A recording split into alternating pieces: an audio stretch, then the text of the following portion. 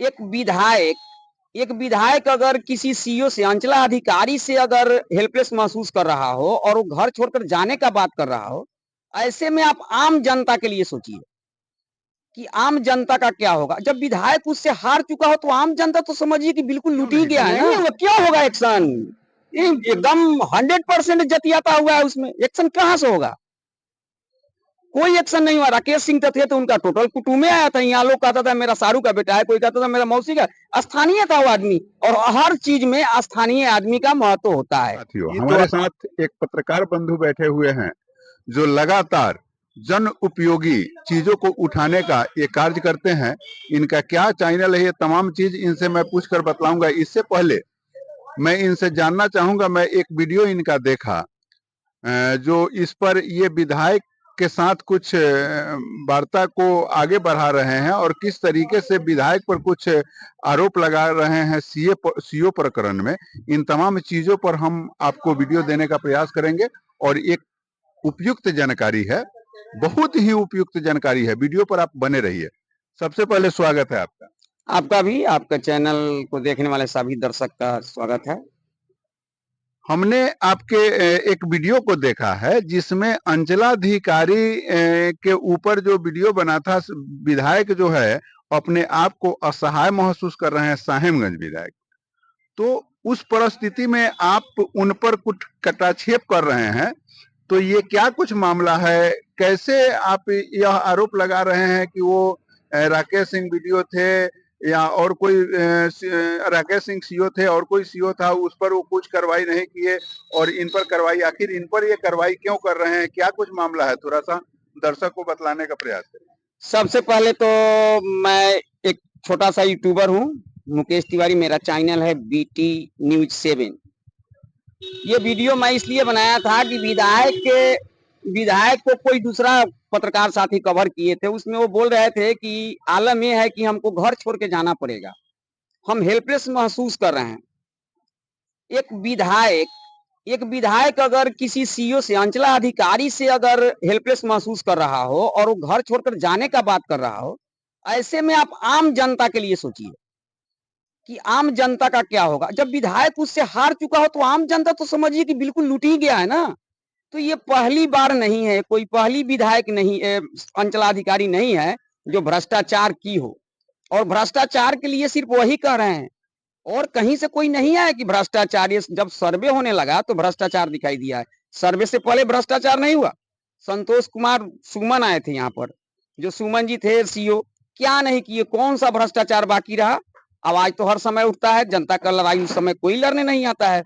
इसके पहले राकेश सिंह आए थे, खुद का मेरा जामुन का पेड़ गिरा हुआ था, उसको नापी कराने के लिए मैं बोला तो मुझे 5,000 रुपए देके सारा पेड़ ले जाया गया। आपको भी पैसा देना पड़ा? जी, मैं लिया था, हमको दिया गया कि चलिए नापी ओपी नहीं होगा, 5,000 लीजिए, लकड़ी छोड़िए। तो अगर अवैध काम नहीं था तो पैसा क्यों मुझे दिया गया था?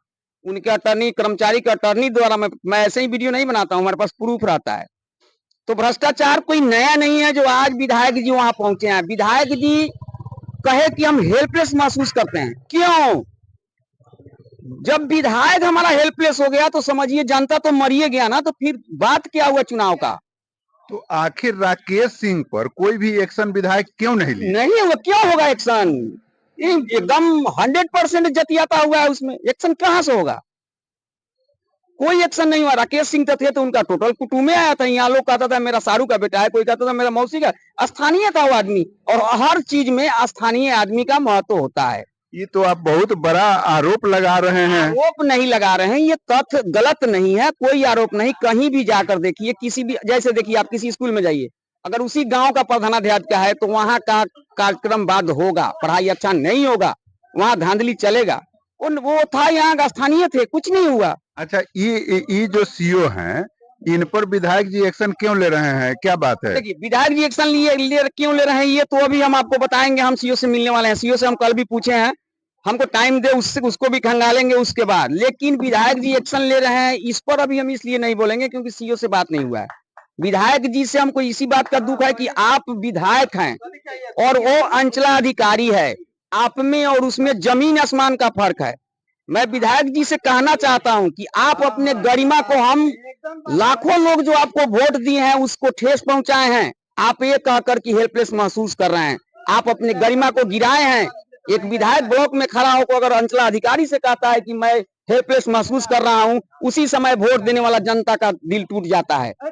अच्छा, ये लगातार भ्रष्टाचार जो ब्लॉक में बना हुआ है दाखिल खारिज के नाम पर या परिमार्जन के नाम पर, लोगों को जो है हजारों लाखों रुपया खर्च करने पड़ते हैं और ये प्रक्रिया जो है विगत कई एक वर्षों से चल रहा है।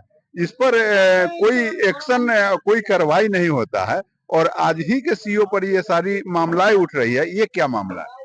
सरकार का काम है, जब हमारा रसीद कट रहा है तो सरकार का काम है ये नेट पर चढ़ाना। ये नेट पर कर्मचारी का काम है चढ़ाना। कर्मचारी यहाँ होता नहीं, उसका अटर्नी होता है।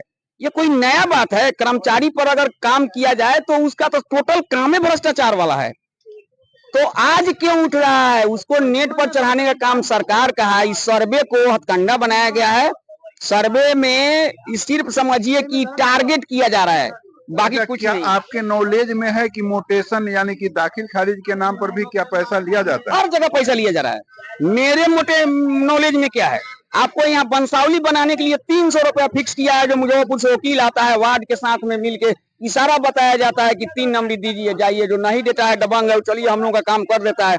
आपको हम कितना जनता का मतलब हम डाले हैं वीडियो, कितना जनता से कहवा के डाल देंगे। आप एक बार रोड पे घूम लीजिए जो कौन से पैसा नहीं मांगता है। तो ये तो बंसावली का अलग मामला है। हम आप मोटे सीओ प्रकरण पहले आपको मैं एक बात बता दे रहा हूँ। खतियान के लिए सरकार का कोई तैयारी नहीं था। सर्वे क्या है? अगर तैयारी था तो सरकार का तैयारी होता तो सर्वे वाला बोला कि पहले ओरिजिनल खतियान लाना होगा। लाखों रुपया मुजफ्फरपुर में जाकर लोग रख दिया। भगदड़ टाइप का मच गया, गरीब में, मजदूर में, किसान में। उसके बाद हमारे राजस्व मंत्री का बयान आता है कि जो नेट पर उपलब्ध है उसी से होगा।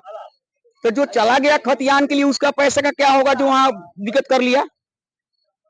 देखिए, सरकार का यह काम होता है कि परिस्थिति को देख करके, परिस्थिति अगर असमंजस वाला फंस जाता है तो उस समय सरकार एक्शन लेती है। ये सरकार का तो अपना अधिकार। नहीं नहीं नहीं, सरकार का एक काम नहीं। सरकार अगर कोई भी बड़ी काम करती है तो उसका पहले एक रूपरेखा तैयार होता है, नीति बैठता है, उसका बैठक होता है, उसमें उसको देखा जाता है। इतना बड़ा बिहार है, सर्वे छोटा चीज नहीं है। सरकार को पहले ज्ञात नहीं था कि हमारा जो उसका जो सरकार का जो तंत्र है उसका सही ढंग से काम नहीं है। सरकार नहीं जानती है कि हमारा जो कर्मचारी है कितना अच्छा कर्मचारी है।